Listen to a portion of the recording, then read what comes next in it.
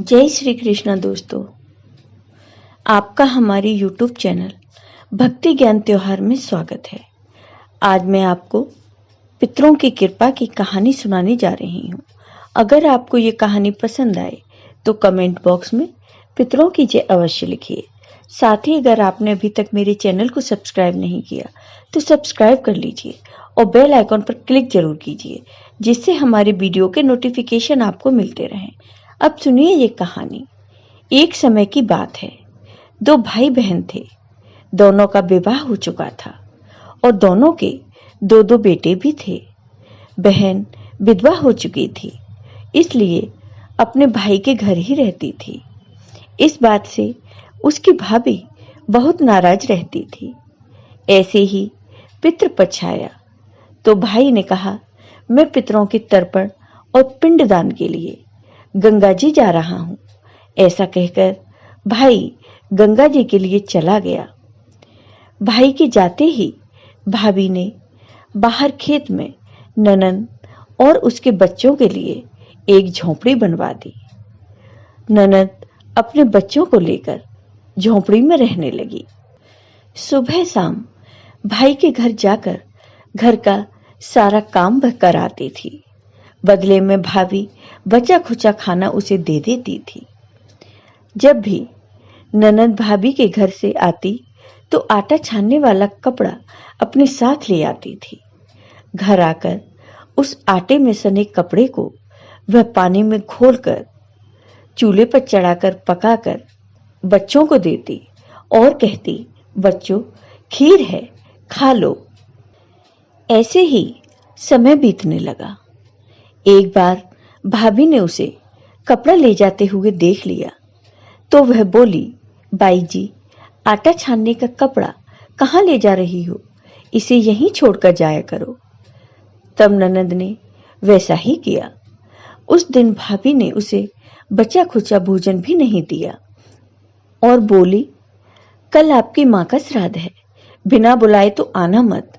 हाँ, आंगन में लगा ये पीपल का पेड़ अगर अपनी जगह से हिले तो आ जाना। ये सुनकर वो बेहद दुखी हुई और रोती रोती अपने घर चली गई। घर पहुंची तो बच्चे बोले, माँ भूख लगी है, कुछ खाने को दे दो।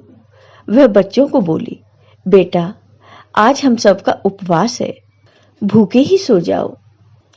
बच्चे भूखे ही सो गए। अगले दिन बच्चे बोले, माँ मामी ने कहा था कि आज नानी का श्राद्ध है, तो चलो हम वहां चलते हैं। तो उसने अपने बच्चों से कहा, बेटा मामी ने कहा था कि आंगन का पीपल का पेड़ अगर अपनी जगह से हिले तो आ जाना। तुम बताओ, कभी पेड़ हिलता है क्या? पत्ते हिलते हैं, टहनियां हिलती हैं, कभी पेड़ को हिलते हुए देखा है? फिर उसने अपने बच्चों को समझाया, बच्चों बिना बुलाए हमें वहां नहीं जाना चाहिए। शाम हुई तो उसके भतीजे आए और बोले, बुआ माँ ने भोजन भेजा है। उसने देखा तो भोजन के नाम पर दो सूखी रोटियों के ऊपर थोड़े से चावल रखे थे। यह देखकर उसे बहुत क्रोध आया और वह अपने बच्चों से बोली, बच्चों इसे झोंपड़ी के ऊपर फेंक दो। और वह भूखे अपने बच्चों को लेकर सो गई। सारी रात गंगा माँ को याद करती रही और बोली, हे माँ गंगा, मेरे भाई की रक्षा करना, वो हमारी रक्षा करेगा। अगले दिन भाभी आई और बोली, बाई जी कल तुम्हारे पिताजी का श्राद्ध है, बिना बुलाए मत आना, लेकिन आंगन का पीपल का पेड़ हिले तो आ जाना। अगले दिन भी वे भाभी के घर भोजन के लिए नहीं गए।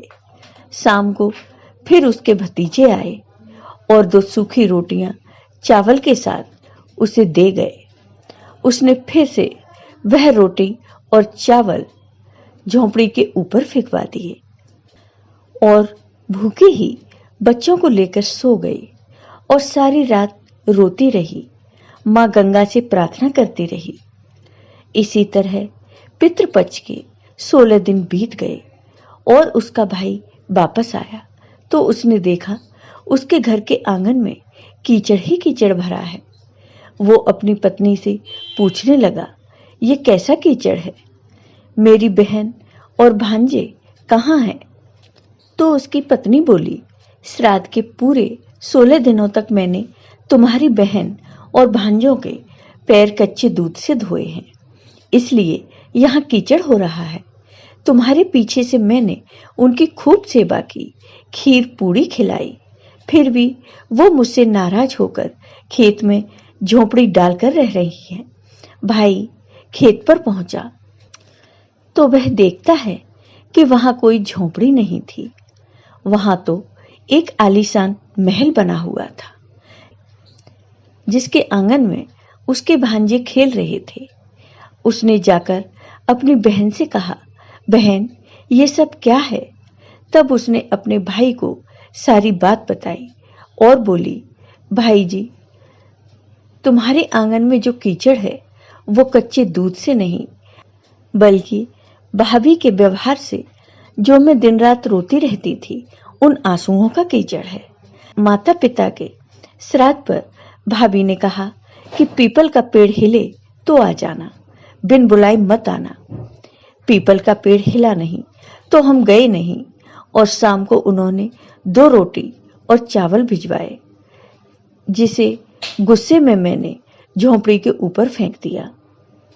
माता पिता के आशीर्वाद तेरे साथ और गंगा मैया की कृपा से ये सूखी रोटियां सोने में और चावल हीरे मोतियों में बदल गए, जिसके प्रभाव से यह सब हुआ। भाई ने अपनी बहन से अपनी पत्नी की गलती की माफी मांगी और घर चलने को कहा। तब बहन बोली, भाई गंगा मैया ने तेरी रक्षा की, तू हमारी रक्षा करेगा, लेकिन अब हम वहां नहीं जाएंगे, यहीं रहेंगे।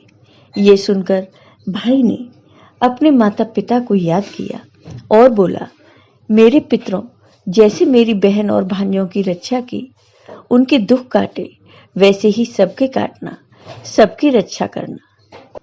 जय हो पितृदेव की। आपको ये वीडियो पसंद आया हो तो कमेंट बॉक्स में कमेंट करके जरूर बताइए। साथ ही मेरे वीडियो को ज़्यादा से ज़्यादा शेयर करिए। धन्यवाद दोस्तों।